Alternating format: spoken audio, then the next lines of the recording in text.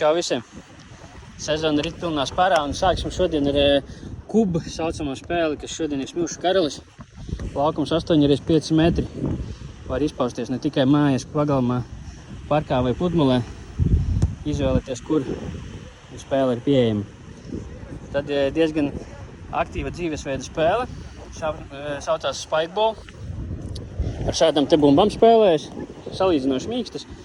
Tas galvenais uzdevums ir, teiksim tā, ar sitieniem ar vienu pieskārienu viņu mest caur tīklu, stiprāk vai vājāk, bet idejiski, ka, ja spēlē komandās, tad jāizdara tā, lai pretinieks neatsit, neiedot atpakaļ piespēli, teiksim tā, jā? Nu, tad mēs gūstam punktu.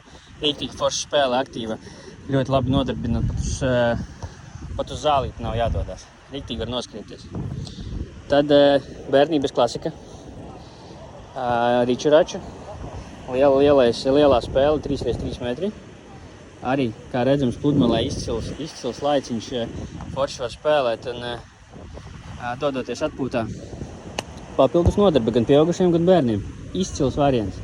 Arī komplekts, staigāšanai kauliņi, metamais kauliņš. Droši var arī pats doties uz spēles kāpt virsū, nav jābaidās, ka mēs viņu sabojāsim. Un arī tas laukums neuzkarst līdz ar to arī karstā dienā, tā kā šodien, ja. Mēs varam droši staigāt pa spēli un ir patīkami pēdām. Nu, un tad pārvietojamies pie nākamās klasikas. Nākamā klasika mums ir cirks. Visi atcerās bērnībā cirku.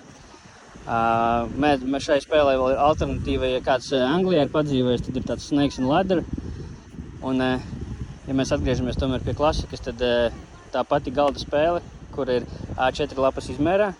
Šeit mums viņa ir 3x3 metri. Un iedomājieties pludmalē. Šādu spēli saulēnā dienā uzspēlēt. Foršs variants, man liekas, ļoti forši. Metamais kauliņš. Droši. Ņemam, metam. Viens, ja? Ko mēs daram? Mēs ejam uz priekšu. Viens, zirgs iet uz augšu. Ideāli. Tā kā veldzējamies atmiņās, ja? Kas vēl ir? Vēl ir tāda interesanta spēle, kas nav, teiksim tā, mūsu laikam bērnībā pieredzēta, bet ļoti populāra Amerikā un Anglijā.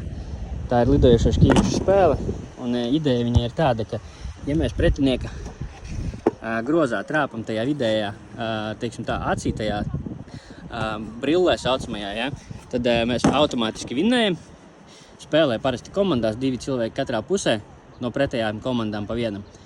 Un doma tāda, ja man met šo lidojošo šķīvīti, es varu roku atsitot, viņu trāpīt no augšas iekšā šeit, ja?